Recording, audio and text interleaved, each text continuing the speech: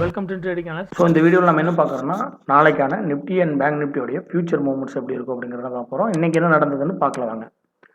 So நம்ம நேற்றைய வீடியோக்குள்ளே நம்ம பேசியிருந்தது பார்த்தீங்க அப்படின்னா மார்க்கெட் வந்து நமக்கு 22,034க்கு மேலே 1 ஹவரில் ஒரு நல்ல ஒரு க்ளோசிங் கொடுத்து ஸோ அதோடைய ஹை 1 ஹவரில் பிரேக் ஆச்சு அப்படின்னா ஒரு மூமெண்ட் இந்த கையும் உடைப்பதற்கு வாய்ப்பு இருக்குது அப்படிங்கிற மாதிரி பார்த்துருந்தோம். பட் 1 ஹவரில் வந்து பார்த்தீங்கன்னா ப்ரீவியஸ் டேவில் என்ன நடந்தோ அதே மாதிரி கேப் அப் ஓப்பன்.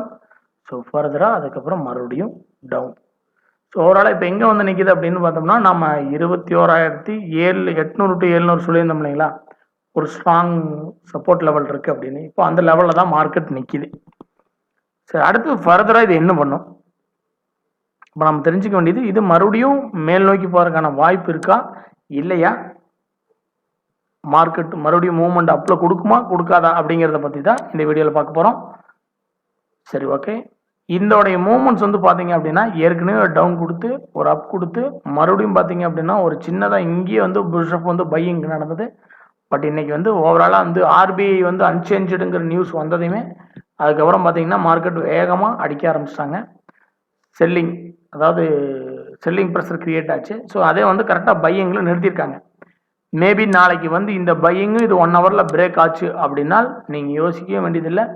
ஸோ இதில் அடுத்ததாக ஒரு நெக்ஸ்ட் வந்து 21,350 to 300 இந்த ரேஞ்சில் வந்து அடுத்த லெவல் இருப்பதற்கு வாய்ப்புகள் அதிகம்.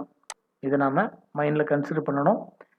இடையில நமக்கான ஒரு சின்ன சப்போர்ட் ஏரியா அப்படின்னு நம்ம எடுத்துட்டோம் அப்படின்னா ஸோ நமக்கு வந்து 21,500 ஒரு ஸ்லைட்லேயே வந்து இந்த இடத்துல ஒரு மூமெண்ட்ஸ் கொடுத்தது அப்படின்னா இது ரிவர்ஸ் ஆகிறதுக்கு வாய்ப்புகள் இருக்குது. அப்படி இல்லை அப்படின்னா இது 1 ஹவரில் பிரேக் ஆகி க்ளோசிங் கொடுத்து பிரேக் ஆச்சுனால் ஸோ அடுத்ததாக ஃபர்தராக இது இந்த மூமெண்ட் தான் வருவதற்கு வாய்ப்பு இருக்குது. அதுக்கப்புறம் பார்த்தீங்க அப்படின்னா இதையும் வந்து மார்க்கெட் பிரேக் ஆகும் பட்சத்தில் ஸோ மார்க்கெட் வர வேண்டிய தூரம் ஒன்று இருக்குது. ஸோ அது வந்து 20,980 இந்த ரேஞ்சுகள். ஸோ இதுக்கடையில் வந்து பார்த்தோம் அப்படின்னா மார்க்கெட் இதை பிரேக் ஆனால் இங்கிருந்து ஒரு ரிவர்சல் கொடுக்கறதுக்கு வாய்ப்பு இருக்குது. அதாவது வந்து இந்த ஏரியாவில் 21,350 மார்க்கெட் ஃபர்தராக மறுபடியும் மேல் நோக்கி போவதற்கான வாய்ப்புகள் இருக்குது. பட் ஒருவேளை அதையும் பிரேக் ஆச்சு அப்படின்னா ஸோ ஸ்லைட்லேயே வந்து இந்த ஒரு சப்போர்ட் இருக்குது. ஸோ இதை பிரேக் ஆச்சு அப்படின்னா நமக்கு 20,980 to 20,900 இந்த ரேஞ்சில் தான் மார்க்கெட் ரிவர்ஸில் இருக்க வாய்ப்புகள் இருக்குது. ஸோ அதை நம்ம கன்சிடர் பண்ணணும். ஸோ அதே நேரத்தில் வந்து மார்க்கெட் வந்து ஒரு வேளை இதை பிரேக் ஆகாமல் மறுபடியும் பாருங்க 1 ஹவரில் க்ளோசிங் இங்கே தான் கொடுத்துருக்கு. ஃபர்தராக வந்து இந்த ரெசிஸ்டன்ஸை வந்து பிரேக் பண்ணி மூமெண்ட்ஸ் கொடுக்கணும். இப்போ இதுவே இதுக்கு வந்து ஒரு சின்ன ரெசிஸ்டன்ஸ் மூமெண்ட் ஆயிடுச்சு. ஸோ அது எங்கே அப்படின்னு பார்த்தீங்க அப்படின்னா வந்து இந்த ஏரியாவிலே இப்போ இருக்கிறதுலேருந்து பார்த்தீங்க அப்படின்னா வந்து 21,850 to 21,900. ஸோ இதுவே வந்து மார்க்கெட்டில் மறுபடியும் இதை டச் ஆகி இது ரிவர்சலாக இருக்கான வாய்ப்புகள் இருக்குது. இந்த ஏரியாவிலும் செல்லிங் எடுப்பதற்கு வாய்ப்பு இருக்குது. இந்த ஏரியாவிலையும் பிரேக் ஆனால் செல்லிங் எடுக்கிறதுக்கு வாய்ப்புகள் இருக்குது. ஸோ இதை பிரேக் ஆகாமல் மார்க்கெட் வந்து நல்ல ஒரு புல்லிஷ் மூமெண்ட்டில் ஸோ இதை பிரேக் பண்ணால் மறுபடியும் இது தேர்ட் டைம் வருது. ஸோ நம்ம ரொம்ப கேர்ஃபுல்லாக இருக்கணும். அப்படி ஒரு வேளை மேலே வந்தால் தான் இதில் ஏதாவது ஒரு சேஞ்சஸ் நடக்குதா அப்படிங்கிறத பார்க்கலாம். ஸோ ஏற்கனவே வந்து ட்ரெண்ட் லைன் டச்சஸில் வந்து பார்த்தீங்கன்னா ஃபர்ஸ்ட் அண்ட் தேர்டை வந்து அதை வந்து டச் பண்ணி தான் இப்போ பிரேக் மூவ்மெண்ட் கொடுத்துருக்குது.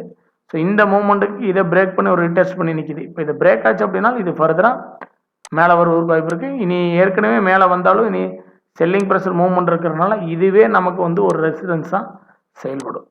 ஸோ அப்போ வந்து பாருங்கள் எவ்வளவு மேலேறி வந்தால் எவ்வளோ தடைகளை வந்து இது தாண்ட வேண்டியது இருக்குதுன்னு பாருங்களேன். ஸோ இவ்வளோ தடைகளையும் இது தாண்டுவதற்கான வாய்ப்பு இருக்குது அப்படிங்கிறது நாளைக்கான மூவ்மெண்ட்டில் தான் தெரியும். ஸோ இதெல்லாம் பிரேக் பண்ணி வந்தால் தான் மார்க்கெட் வந்து பார்த்தீங்க அப்படின்னா இந்த கையை நோக்கி வருவதற்கு வாய்ப்பு இருக்குது. இடையில 22,000 to 22,50 ஒரு ரெசிஸ்டன்ஸாக வந்து கிரியேட் ஆயிடுச்சு.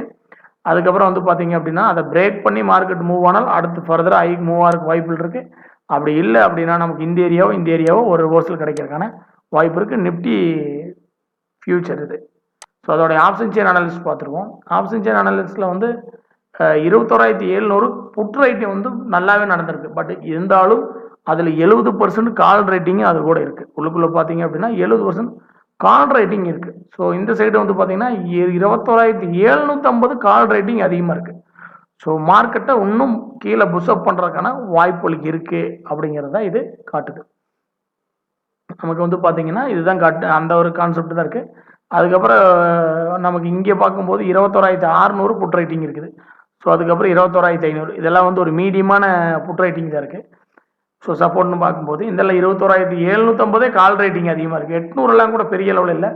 ஸோ 22,000 அப்போ வந்து மார்க்கெட் வந்து ஃபர்தராக 21,750க்கு மேலேயே வந்து ஒரு ஸ்டாண்டர்டாக நின்றுட்டு இருந்தது அப்படின்னா மறுபடியும் அது வந்து 3,000க்கு மேலே அப் மூவ்மெண்ட் நடக்கிறதுக்கு வாய்ப்பு இருக்குது. 1 ஹவர் வெயிட் பண்ணி எந்த ஒரு மூவ்மெண்ட்ஸும் எடுக்க முயற்சி பண்ணுங்கள். ஸோ க்ளோசிங் கொடுத்து நல்ல செல்லிங் ப்ளஸில் வந்தது அப்படின்னா நம்ம செல்லுக்கு போகலாம். ஸோ ஓவராலாக வந்து நம்ம தெரிஞ்சுக்க வேண்டியது அந்த ஏரியாவை பிரேக் பண்ணுச்சுன்னா செல்லிங் மூவ்மெண்ட் வந்துடும். ஸோ இந்த ஏரியாவை மூவ் பண்ணுச்சுன்னா இவ்வளோ மூவ்மெண்ட்டும் வந்து இது ரெசிஸ்டன்ஸாக வந்து இப்போ செயல்பட தயாராக இருக்குது. ஸோ அடுத்து நம்ம பேங்க் நிஃப்டி பார்த்துருவோம். பேங்க் நிஃப்டியோடைய ஃபியூச்சர்.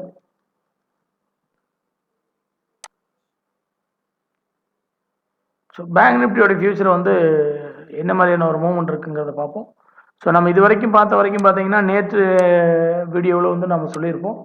ஸோ மார்க்கெட்டில் வந்து நமக்கு அடுத்ததான் 46,200 இதற்கு மேலேயே 1 ஹவரில் வந்து ஒரு ட்ரேட் ஆகிட்டு இருந்தது அப்படின்னால்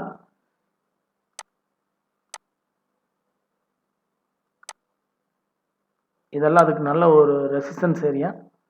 ஸோ இது நமக்கு அடுத்து இங்கெல்லாம் இருக்கிறதெல்லாம் நமக்கு ஒரு support level area. So market ரிவர்ஸலாக இருக்கானா வாய்ப்பு இருக்கிற ஏரியான்னு பார்த்தோம்னா இந்த இடத்துல ஒரு வாய்ப்பு இருக்குது. ஸோ இப்படி நம்ம பார்க்கணும். இப்போ இதில் வந்து பார்த்தோன்னா இதெல்லாம் நம்ம 1 ஹவர் சார்ட் டைம் ஃப்ரேமில் பார்க்குறோம். ஸோ நம்ம இந்த இடத்துல சொல்லியிருந்தோம் இதுக்கு ஒரு ரெசிஸ்டன்ஸ் ஃபார்மேஷன் நடந்திருக்குது.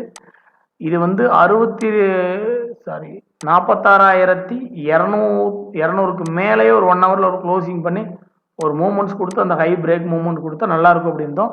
பாருங்கள் ஃபஸ்ட்டு மூமெண்ட்டே வந்து பெரிய லெவலெல்லாம் வந்து ஒரு புல்லிஷ் மூவ்மெண்ட் இல்லை. ஸோ வந்து பார்த்தீங்க அப்படின்னா வந்து ஒரு நியூட்ரல் கேண்டில் தான். அது வந்து பார்த்தீங்கன்னா பெரிய அளவு புல்லிஷ் கேண்டில் இல்லை. அதுக்கப்புறம் அது ஹை பிரேக் ஆனாலும் அது வந்து ஒரு புல்லிஷ் கேண்டில் இல்லை.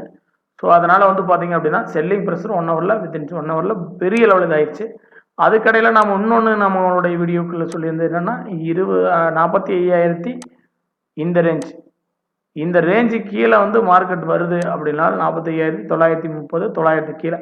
ஸோ க்ளோசிங் கொடுத்துருக்கு 1 ஹவரில். அதுக்கப்புறம் பார்த்தீங்கன்னா அது உடனே வந்து 45,500 அது ரீச் பண்ணும் அப்படிங்கிற மாதிரி சொல்லியிருப்போம். ஸோ இந்த லெவலில் 45,500 அது ரீச் பண்ணுறதுக்கு வாய்ப்பு இருக்குன்னு. ஸோ இப்போ அதையும் பிரேக் பண்ணியிருக்கு. ஸோ நம்ம இன்னும் தெரிஞ்சுக்க வேண்டிய விஷயம் என்னென்னா நமக்கு இனி அடுத்ததாக என்ன ஒரு மூவ்மெண்ட்ஸ் இருக்கும் அப்படின்னா ஸோ ஃபர்தராக நமக்கு இந்த ஏரியாவிலேயே நமக்கு மீண்டும் செல் வருவதற்கு வாய்ப்பு இருக்குது. இனி மார்க்கெட் வந்து மேலே வந்தாலும் இனி இதெல்லாம் ரெசிஸ்டன்ஸாக செயல்படும்.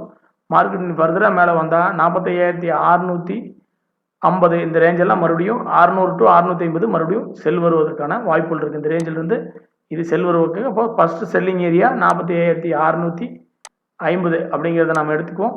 அதுக்கப்புறம் பார்த்தீங்க அப்படின்னா இந்த ஏரியா மறுபடியும் இதெல்லாம் வந்து அதுக்கு வந்து ஒரு ரெசன்ஸாக சேஞ்ச் ஆயிடுச்சு. ஏன்னா பிரேக் ஆயிடுச்சு இல்லையா. ஸோ பிரேக் ஆனங்காட்டி இதுக்கு வந்து 46,000 வந்து ஒரு நல்ல ரெசிஸ்டன்ஸாக செயல்பட ஆரம்பிச்சிச்சு. நீ 46,000 ஒரு செல்லிங் லெவல் தான்.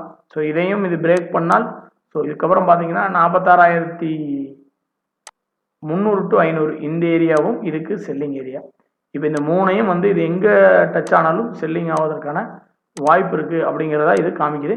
இது வந்து நமக்கு வந்து பையிங் அப்படின்னு பார்த்தோம் அப்படின்னா இது வந்து ஃபர்தராக டவுன் ஆகி நமக்கு 44,800லேருந்து 44,400 இந்த 400 பாயிண்ட்ஸ் கடையில் ஏதோ நல்ல ஒரு பை வந்துன்னா ஒரு ஹையர் டைம் ஃப்ரேம் 1 ஹவரில் வந்து நமக்கு பை வந்துன்னா ஸோ அந்த லோவன் ஆஃப் ஸ்டாப் லாஸை வச்சு ஒரு பையிங் மூமெண்ட்ஸ்க்கு ஐடியா பண்ணலாம். பட் அதுவுமே வந்து நல்ல ஒரு ஸ்ட்ராங்கான பையாக இருக்கணும். சும்மா லைட்டான ஒரு பைலையோ ஒரு ஸ்ட்ராங்கான கேண்டில் இன்ஃபார்மேஷன் இல்லாத பைக்கு நாம் உள்ளே போகக்கூடாது. அதை நம்ம புரிஞ்சுக்கணும். புரிஞ்சுதான் நம்ம எந்த ஒரு ட்ரேடிங் பண்ணுறோம் அப்படின்னா அதில் இருக்கிற ரிஸ்க் ஃபேக்டரை வந்து தெரிஞ்சு நம்ம ட்ரேட் பண்ணுறது பெட்டர்.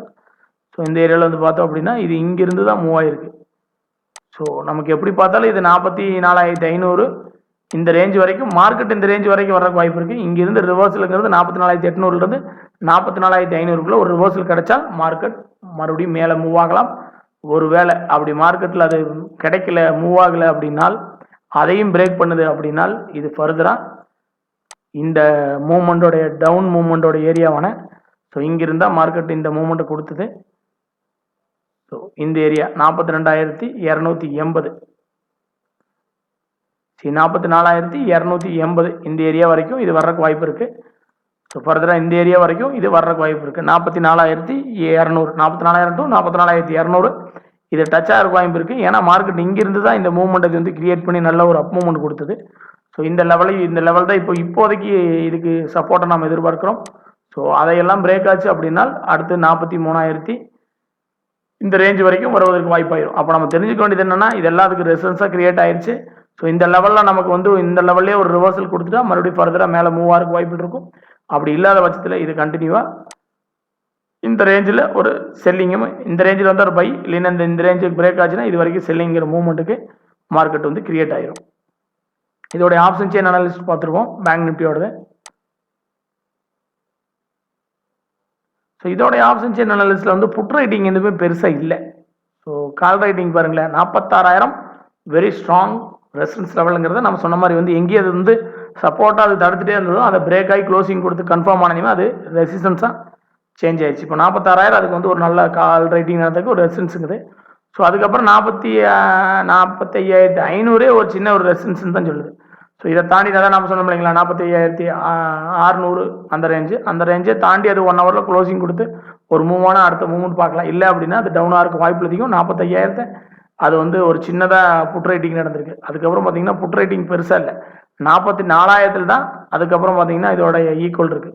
ஸோ அப்போ வந்து நம்ம ஓவராலாக யோசிக்கும் போது இன்னும் இதை வந்து செல்லிங் ப்ரெஷர் கொடுக்கறதுக்கு வாய்ப்புகள் இருக்கிற மாதிரியான ஒரு மூமெண்ட்ஸ் தான் நம்மளுடைய மூமெண்ட்ஸ் தெரியுது. 46,000 மேலே ஒரு க்ளோசிங் வந்து நாளைக்கு மேலே கொடுத்து ஒரு க்ளோசிங் கொடுத்து வாய்ப்பு கொடுக்கணும். ஒரு 1 டேவோட க்ளோசிங்கே கொடுத்தா தான் நம்ம வந்து செல்லர் இல்லை அப்படிங்கிறத நம்ம கன்ஃபார்ம் பண்ண முடியும். இல்லை அப்படின்னா இது வந்து மறுபடியும் டவுன் சைடில் செல் ஆவதற்கான வாய்ப்புகள் அதிகம். ஸோ ஓவராலாக வந்து குளோபல் மார்க்கெட்டில் எப்படிங்கிறத பார்த்துருவோம். ஸோ குளோபல் மார்க்கெட்டில் உங்களுக்கு டவுஜோன் வந்து ரொம்ப ஒரு ரேஞ்ச் பவுண்ட் மார்க்கெட்டுக்குள்ளே தான் ஆகிட்டு இருக்குது. ஸோ அது வந்து 54 பாயிண்ட்ஸ் வந்து டவுனில் இருக்குது. யூரோப்பியன் மார்க்கெட் வந்து பார்த்தீங்கன்னா நியூட்ரலாக இருக்குது. ஸோ ஏசியன் மார்க்கெட்டில் ஹாங்செங் 250 பாயிண்ட் மைனஸ், பெரிய அளவில் ப்ளஸ் எதுவும் இல்லை. ஸோ இது வந்து யூரோப்பியன் மார்க்கெட்டிலோடைய நிலவரம், ஏசியன் மார்க்கெட்டோட நிலவரம் பார்த்துட்டோம். ஸோ எஃப்ஐஎஸ்டிஏஸோட டேட்டாவில் பார்த்தோம் அப்படின்னா நேற்று, அதாவது நம்ம இன்னைக்கு அந்த டேட்டா அப்டேட் ஆகிற டைம் ஆகும். நேற்றைய பார்த்தீங்கன்னாலும் மறுபடியும் எஃப்ஐஎஸ் செல்லிங்கை ஸ்டார்ட் பண்ணிட்டாங்க. டிஏஎஸ் பெரிய அளவில் ஃபைட் பண்ணல, ஒரு 3 டேஸ் வந்து வெயிட் பண்ணாங்க பெரிய அளவில் மூவ்மெண்ட் இல்லை. ஸோ எஃப்ஐஎஸ் வந்து செல்லிங்கை ஸ்டார்ட் பண்ணிட்டாங்க. மேபி இன்னைக்கு அவங்க செல்லிங்கை ஸ்டார்ட் பண்ணியிருக்கான வாய்ப்புகள் தான் அதிகம் அப்படின்னு நினைக்கிறேன். ஸோ அவங்க செல் பண்ணிட்டு இருக்கிறதுனால மார்க்கெட் வந்து நமக்கு வந்து பார்த்தீங்கன்னா டிஏஎஸ் அளவு அவங்கள விட அதிகமாக பை பண்ணால் மட்டும்தான் மார்க்கெட் அப் மூவ்மெண்ட் போகிறதுக்கு வாய்ப்பு இருக்குது. இல்லை அப்படின்னா இது வந்து நம்ம சொன்ன மாதிரி அடுத்தடுத்த லெவல் வரலாம். அந்த இடத்துல வந்து ஒரு மூவ்மெண்ட் அப் வரைக்கும் கொடுக்கலாம். ஸோ அந்த லெவல்ஸ் வந்து மைண்டில் ஸ்டோர் பண்ணி அது இந்த மாதிரி ட்ரேட் பண்ணுங்கள், ஒரு நல்ல ப்ராஃபிட் பண்ணுங்கள். நம்ம சேனல் தொடர்ந்து பார்த்துட்டு வர நண்பர்கள் அனைவருக்கும் வணக்கம். நம்ம சேனலை சப்ஸ்கிரைப் பண்ணுங்கள், உங்கள் ரெடி நம்பருக்கு ஷேர் பண்ணுங்கள். தேங்க்யூ. மறுபடியும் ஒரு வீடியோவில் பார்ப்போம்.